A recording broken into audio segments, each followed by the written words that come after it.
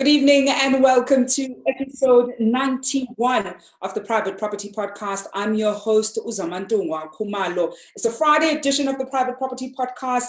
And of course, we're talking property. And this evening, we're putting the spotlight on developments. We're looking at alternative ways of venturing into property developments. So if you've ever had an interest in getting into development, this is the episode for you.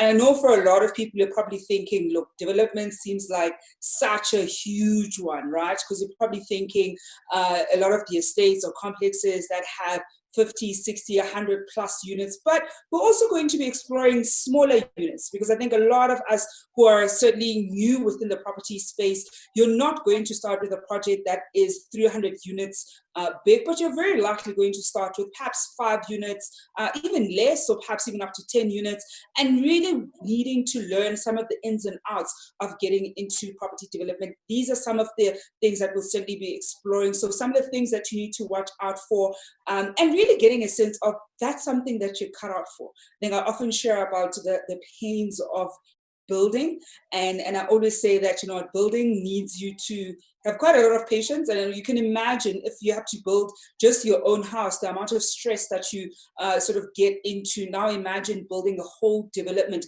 regardless of what the size is. Well, that's what we're going to be exploring right here this evening on the Private Property Podcast. You certainly do not want to miss this one. Of course, do share with us if you've ever explored getting into property development. I want to hear from you. If you're already in it, what are some of the lessons that you've learned along the journey of developing properties? I think a lot of us as investors probably want to get to the stage where we're building and literally building new developments, and also just understanding the different stages and the different stakeholders that are involved when it comes to building. And perhaps being able to identify what your niche is in that whole value chain. Those are some of the things that we'll be exploring this evening on the Private Property Podcast. And to help us better understand and learn about property development and the alternative ways that we can venture into this form of property is Frank Ngwenya, who is the co-founder of Fradu Group. Frank, thank you so much for joining us this evening. Thank you for having me. And thank you to the viewers also for tuning in.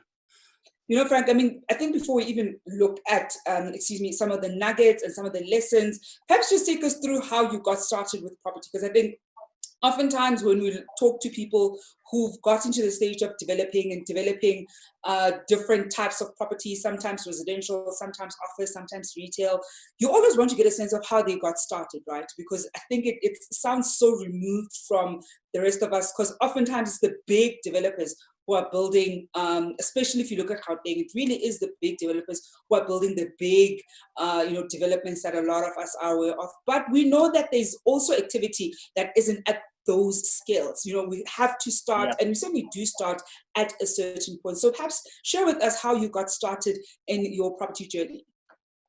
Okay, I'll just rewind to 2000, I'll say 99. I was very young. 98, 99. I was very young. Walking in the streets of Johannesburg CBD. I think the fascination of the skylines and the buildings, because I grew up there in the CBD. So that's a fascination for that. I just fell in love with property from that time. Just going to watch when they are renovating and all that.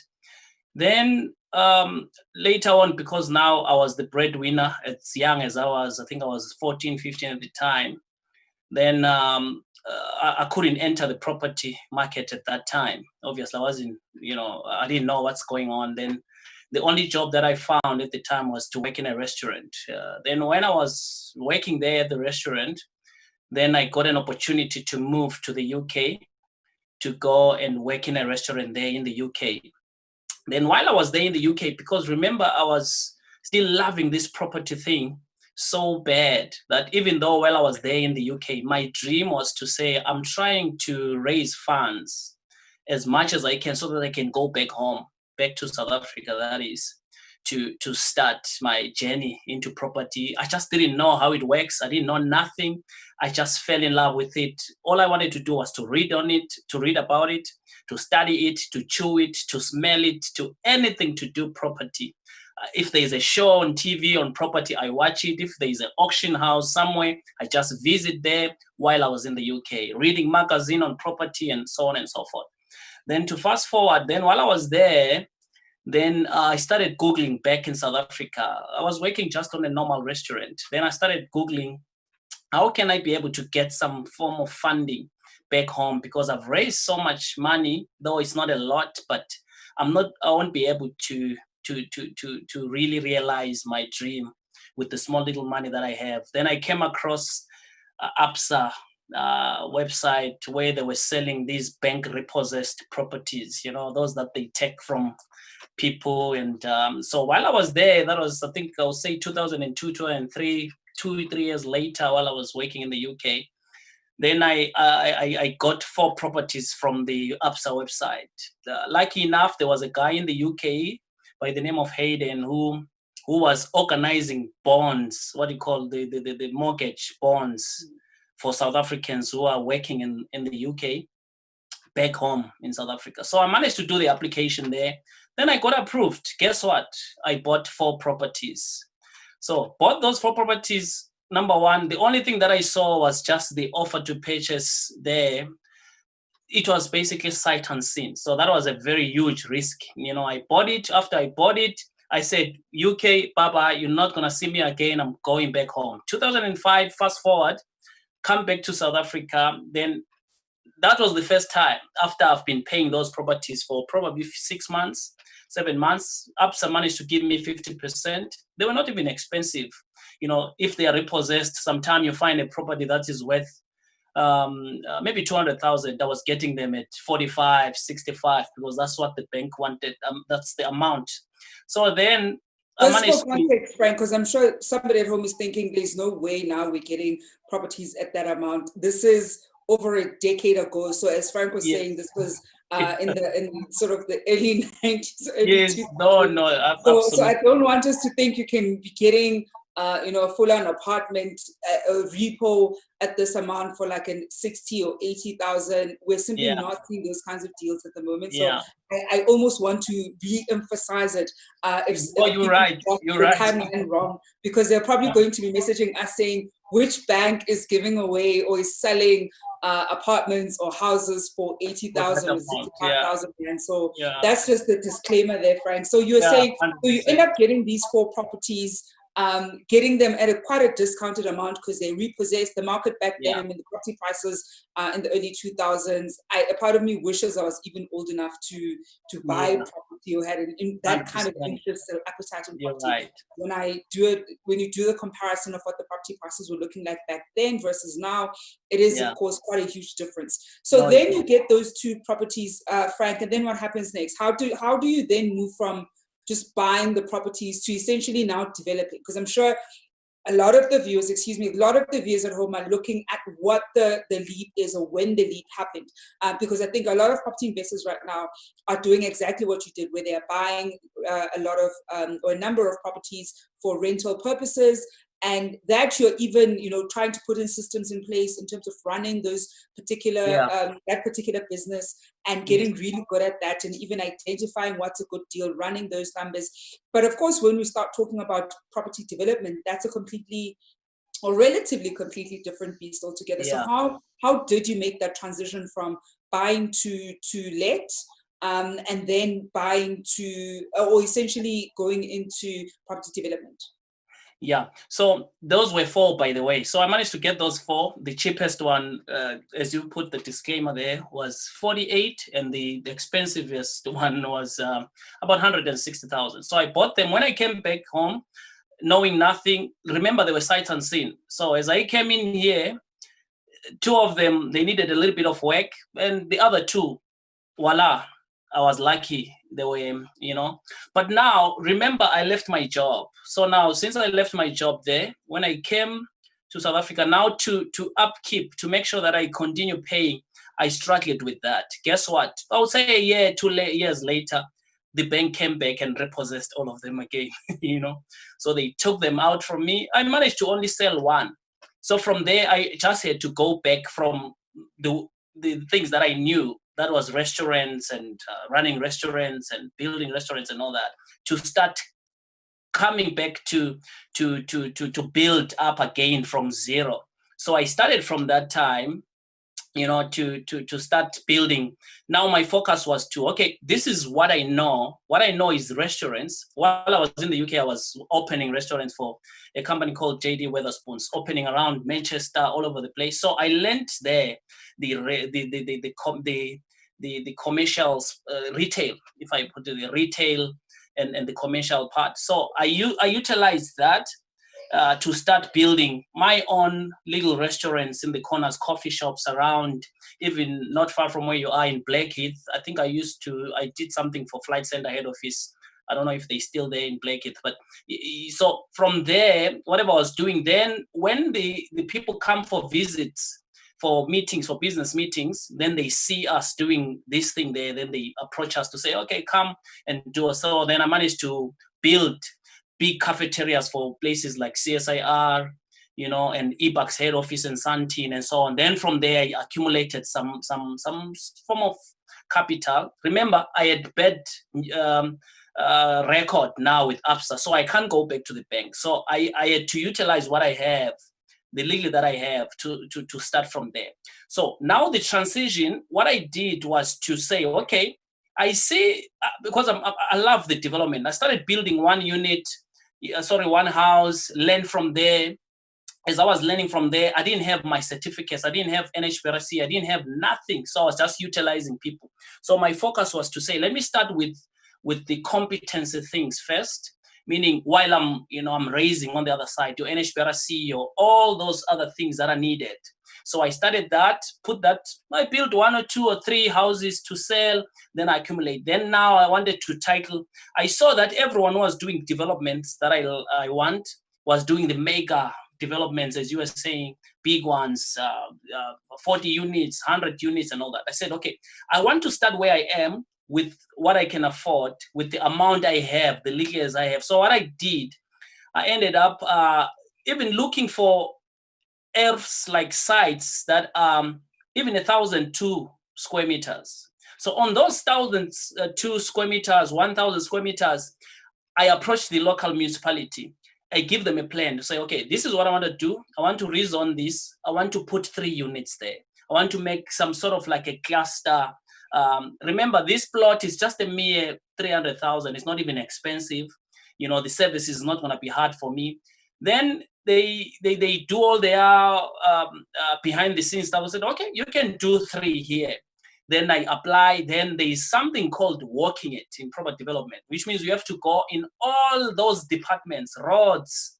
You have to go to architecture, municipality. You have to go to electricity. You have to go to engineering. You have to go to the metro police, you know, for the roads and, you know, and so on and so forth. So I learned from there, working this 3-unit development. You do on that 3-unit development is the same as doing a 100 unit. So I learned from that 3-unit. Then I managed to. Then now the question is, after I've managed to secure this land, the bank can't give me money. Remember, I'm not working for anyone. I'm an entrepreneur. I've got bad record, and they've repossessed my stuff. My name is still in there with the credit bureaus. So how can I do it myself with the legal that I have to be able to enter into this game? Then I managed to go to this agent where I saw these 1,000 square meters. I put an offer. It was just 280,000 rands. I bought that land. They gave me 6 months to pay. I paid it over 6 months. Then from there, now to raise the funds. That's where I started to say, okay, how do I start building this complex, you know, this small little mini complex that I want to do with my own money from the pocket? I mean, I would say it was a blessing in disguise. Now, remember, I was doing restaurants at the same time. We've got another portfolio for restaurants where we run some few restaurants of our own in malls and all that. So I was utilizing those proceeds that were coming from those, from what I know, and if I get some contract to run a coffee shop somewhere, I start from there. So which means if I cash up this week 20,000, that 20,000 translates to 4,000 bricks. and so on and so forth. So that's how I was building it. It's not like there was some rocket scientist, you know. So I was just going in to say, I'm going to pay as I go. I'm going to do it as I go. Even if it takes a year, it's fine. But at the end of the day, I like to do it this way so that I enter into this thing. Then I did it. Fast forward, I managed to secure. Now, as I was doing, now you have to do, as you are doing that, I had to register all these units with NHBRC, and as well as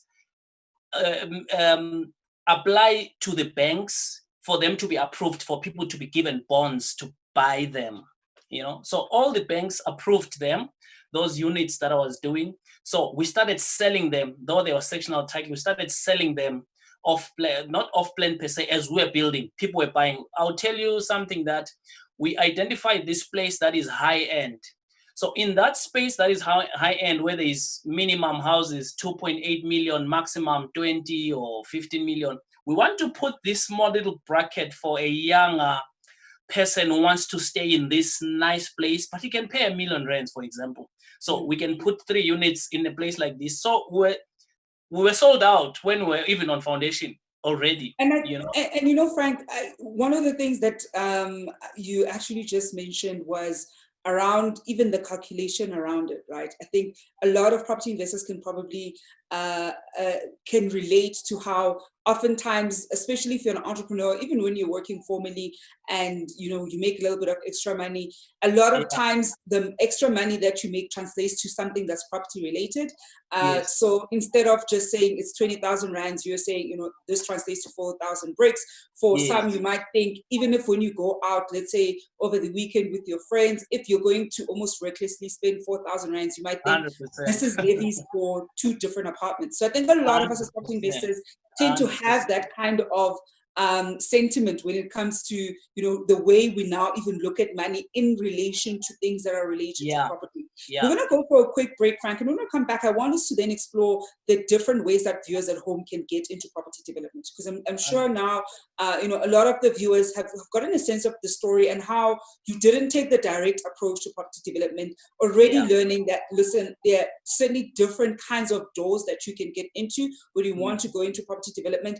And Frank's one, of course, isn't a blueprint, but you have to find a way of getting your own blueprint. And we're going to be exploring some of those alternative ways just after this one. And of course, if you're at home and you've already gone into property development, I certainly want to hear what tips you would share with the rest of us who perhaps haven't gone into property development or are looking to go into property development. We're going to go for a quick break and we'll be back just after this. Yes.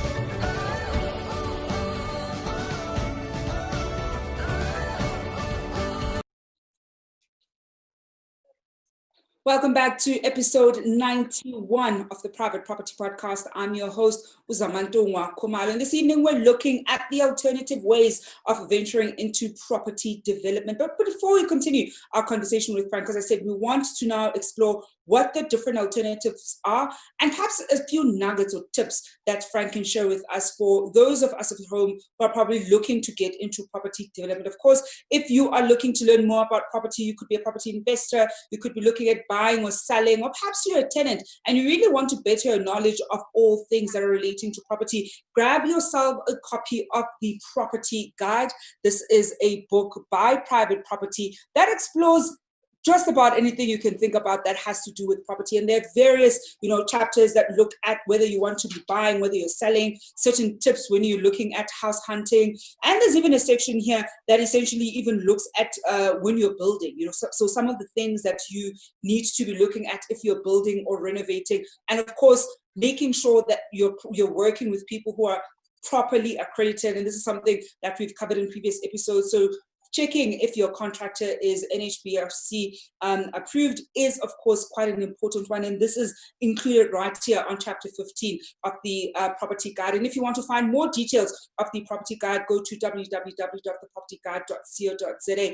And of course, it is going for 150 Rand. It is a limited offer, so you want to make sure that you grab your copy as soon as possible. And once you've grabbed that copy, let us know which topics you want us to chat about right here on the Private Property Podcast, and we'll bring an expert and have a great conversation about it. Now, Frank, back to our conversation. I think one of the big things is then viewers at home, how do they then get into property development? What are the different ways that they can get into property development? Because I'm sure there's kind of a more linear way. So you probably may have studied, a BSc in real estate or in construction management at one of the universities, and you might end up setting up a company with perhaps fellow classmates that you're, in class with, and you already know what the building process is because it's something that you would have studied, right? But not everybody was going to be studying property, and not everybody necessarily needs to be studying property in order to go into property development. So perhaps let's explore what those alternative ways are for viewers at home. Yeah, there are so many, but I'll just title maybe one or two, maybe three. But the first one is the one that we alluded to just start where you are, meaning with the normal earths that you have in the neighborhoods, to start, meaning rezoning them.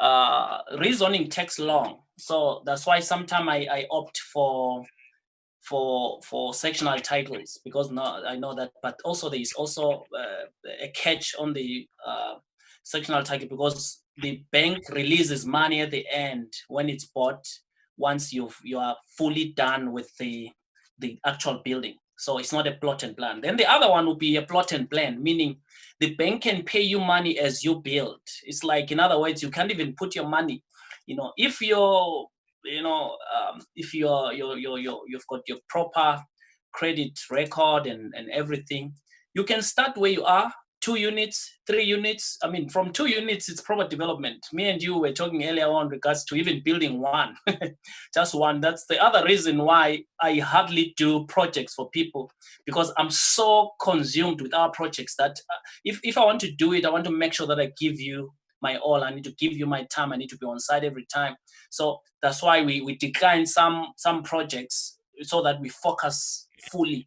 So the number 2 will be basically that, to say, if you've got a good credit,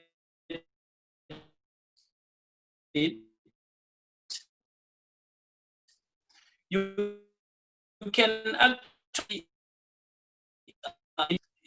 3 times. If you don't have any certification, one step at a time. Some, they might be just builders, they might not be able to manage few projects at the same time. So that would be good. And also, we've got a lot of people that stay, let's say, that there is this demand for back room. I did some plan and some 3D plans for a guy who was doing about, I would say, 7 units. He bought a small little house for 380. So he had a big earth. So on that, you can still create some proper development there. So proper development is not that big, huge, flat or development in Midrand somewhere or in Bryanston somewhere. You can also do it wherever you are, but when you're doing those rooms, they mustn't be just mere back rooms. There must be, the other thing that I do, the other alternative that I do, because it's always the expense, is very expensive. All these developers out there, they are talking about 20% margin, 15% margin. It's so hard to get that money. So my margins, I move up to, believe it or not, 40, 50%, because I've put also the import export part there. Because, for example, my tiles, when I'm doing a development, if I can just go to a company here to buy tiles for 250 per square meter, on the other hand, what I do, I bring all my finishes from imports, meaning from China, for example, in this case. So what I do, obviously, we have to build our economy also. But with what I have, because at the end of the day, you end up squeezing all the profits there, with that. But if you want to do it within your means, to be able to go out there and go in order. So our finishes, meaning your tiles, your as many items, your fixtures and fittings, I end up getting them there. I've got an import-export license and everything. So it comes in here, we just fit it so that we can be able to make some profit. Or the other is, because at the end of the day, even when I go to the bank, it's very rarely that we do that, but time to time, if I go to the bank, we become not understanding each other, because my square meter, when the bank say, okay, my project, I'm doing a 22 unit project here, they will calculate on their system. They say, oh, Frank, you're gonna spend 7,000 per square meter on this one. So which means you need 7,000 square meters. No, I don't need 7,000 per square meter. I need, for example, 2,800 per square meter to build this complex. They wouldn't understand that because they are used to the whole thing. So that's why I ended up, when I'm speaking to them in a different, so for this development that I'm building, that's going to be probably, I'm throwing a number, 10 million.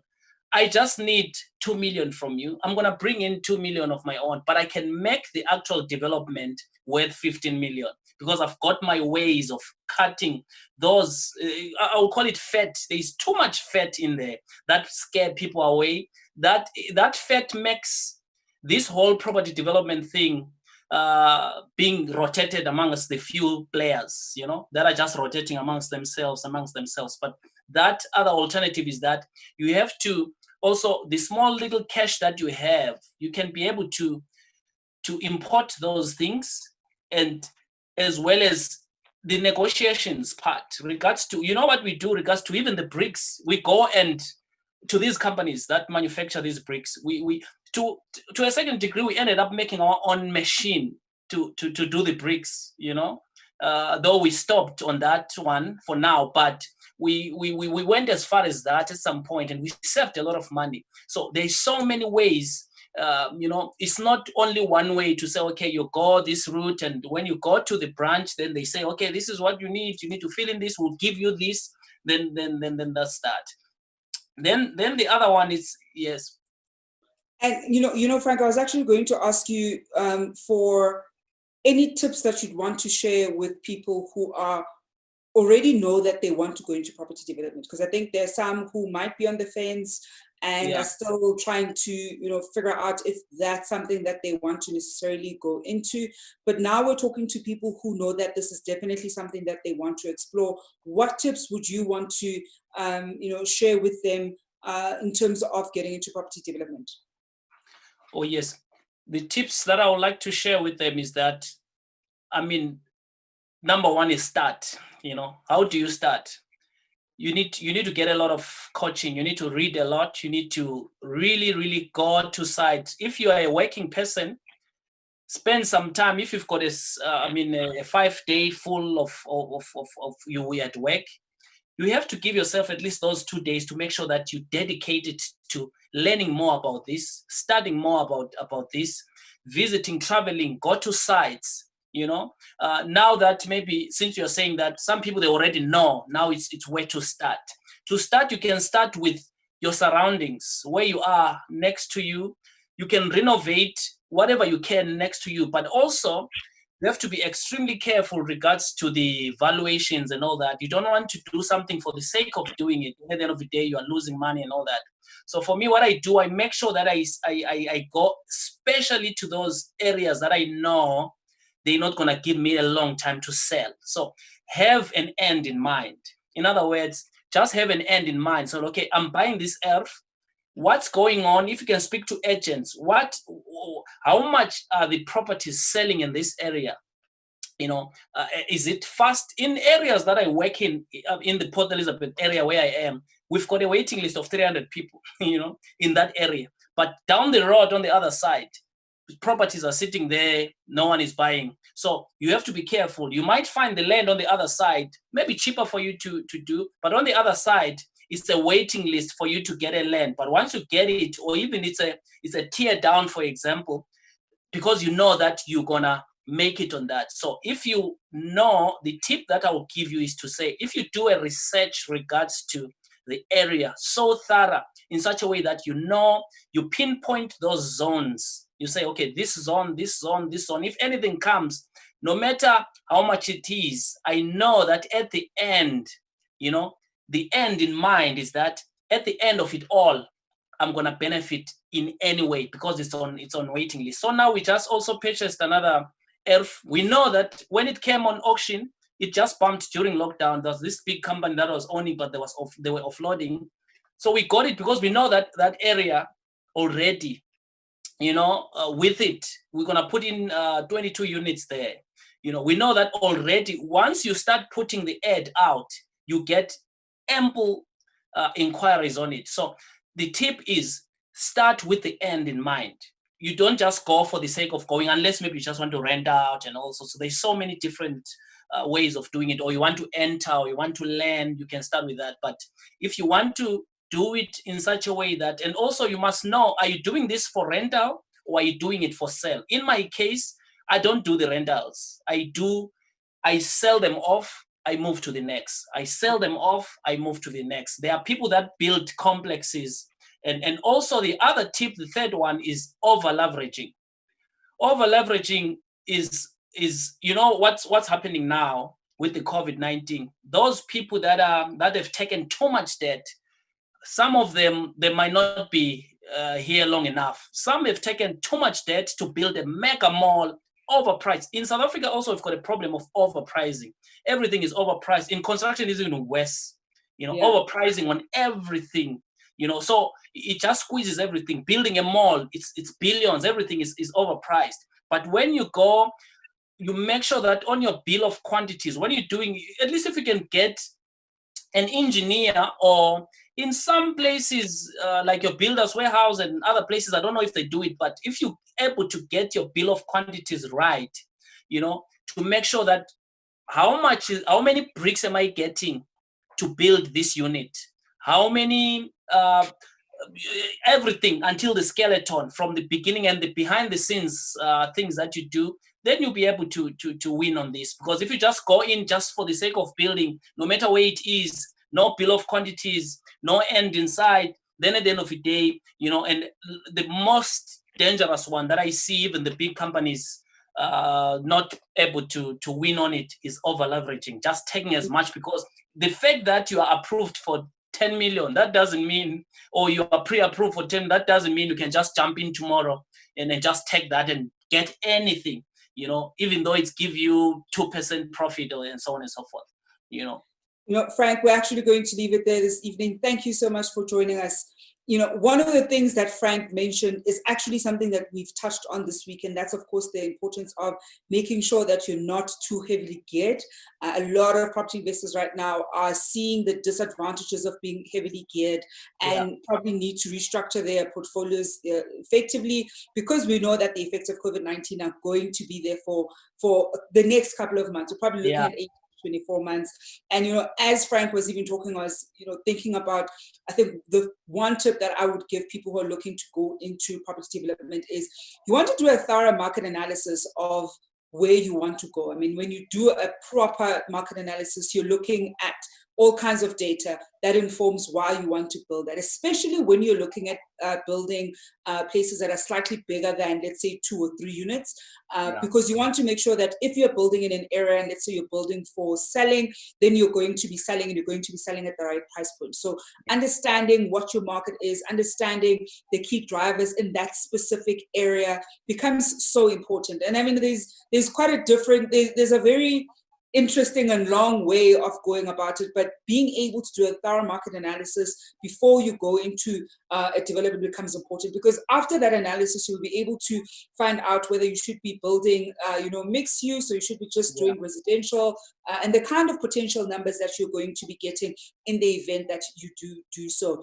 Well, folks, we're going to leave it there here on the Private Property Podcast. It has been a pleasure. It's been a very long week. I'm sure if you're in Gauteng, you've been freezing. I mean, I'm sure that a lot of us are probably staying at home and staying safe as usual and hopefully keeping warm. But before I sign off this evening, there is, of course, this evening, the First Time Home Buyer Show. And they'll be exploring the role and the benefits of using estate agents for first-time home buyers. And this evening we've got a guest presenter, and the guest presenter is Unobuhle Mimi Mahlasela. So do look forward to that. She'll be coming up in the next 10 minutes. So that's enough for you to go freshen up, grab your drinks, grab your snacks, and she'll be right back right here on this particular feed. So whether you're watching us on Facebook, you're watching us on YouTube, or even watching us on Twitter, Unobuhle will be on live right here for the First Time Home Buyer Show. And of course, over the weekend, you can look forward to listening and watching Chad on the Developer Show and showcasing some of the best estates and complexes that the country has to offer. Well, folks, that's it from me, Zama on the Private Property Podcast. I'll be back with you on Monday evening at 7 o'clock as usual. And as usual, hoping that you're staying home, staying safe, and keeping warm, rather.